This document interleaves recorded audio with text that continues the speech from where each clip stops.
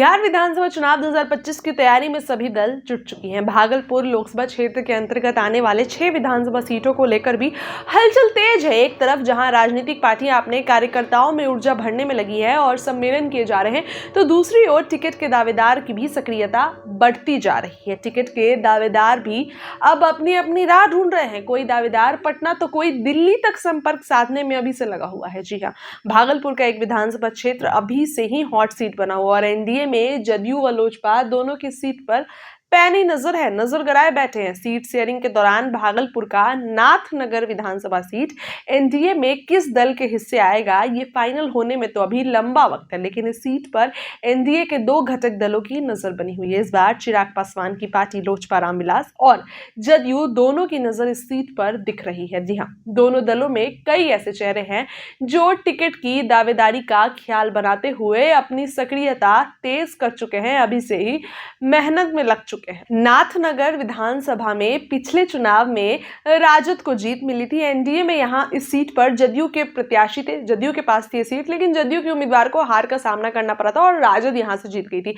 पिछले चुनाव की बात करें तो पिछले चुनाव और उससे पहले भी लोजपा ने अपने प्रत्याशी को यहां से मैदान में उतारा।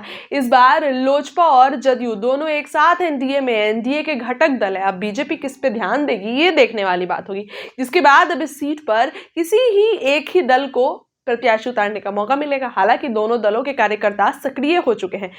बताते चले आपको कि शनिवार को जदयू का एक कार्यकर्ता सम्मेलन हुआ और इस कार्यक्रम को लेकर कई जदयू नेता ने अपने होर्डिंग सड़क किनारे लगवाए थे।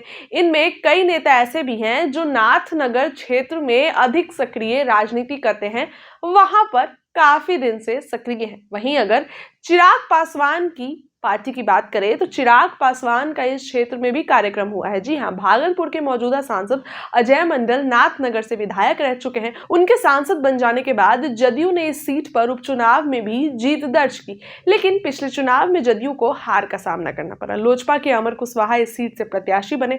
वहीं एक बार फिर से लोजपा की सक्रियता यहां पर बढ़ गई है। चिराग पासवान का भी कार्यक्रम इस क्षेत्र में रविवार यानी कि कल तय है।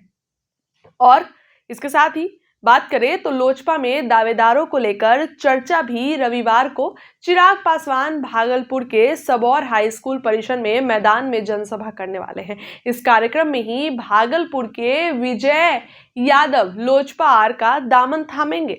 विजय यादव के लोजपा में आने से अब ये चर्चा तेज है कि विजय यादव यहां से अपनी दावेदारी लोजपा की ओर से ठोक सकते हैं, लेकिन सीट बंटवारा अभी तक हुआ नहीं है। जबकि अमर कुशवाहा पर भी सबकी नजरें हैं। चिराग पासवान का कार्यक्रम रविवार यानी कि कल सबौर में तय है और यह नाथनगर विधानसभा के ही अंदर आता है। इन तमाम सियासी हलचल से यह चर्चा तेज हो गई है कि लोजपा की नजर भी इस सीट पर तय है। हालांकि चुनावी बिगुल बजने के बाद ही सीट बंटवारे का तय होगा। सीट बंटवारा चुनावी बिगुल बजने के बाद होगा।